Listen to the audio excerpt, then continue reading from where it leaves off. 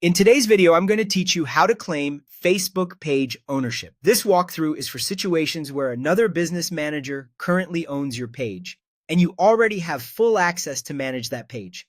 If that describes your scenario, you're in the right place. Start by opening Facebook and signing in with the profile that already has full access to the page. It's important to be on the correct profile, otherwise the options you need won't appear. Next, switch into your page profile. You'll know you're in the page profile when the page's name and avatar appear at the top of the app or site, and actions reflect the page rather than your personal account. From there, open Settings. Depending on your device and Facebook's current layout, settings may be in the left sidebar on desktop or behind a gear icon on mobile.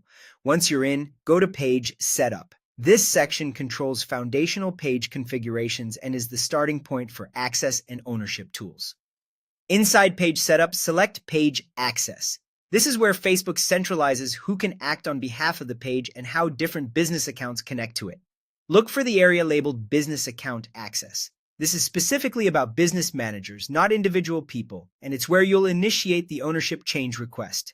Choose Request Task Access or a similarly worded option if the label has changed slightly. Then tap Add New.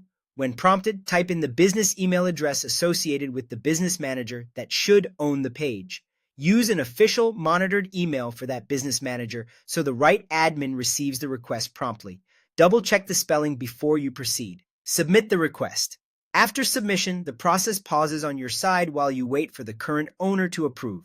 It's normal for this to take some time, and you can let your counterparts know to watch for a Facebook or Meta notification. Keep an eye on your own notifications and emails so you can act quickly once there's movement. A couple of timing rules are important here. Your request will automatically expire after 30 days if no one acts on it, so follow up internally if needed before it lapses.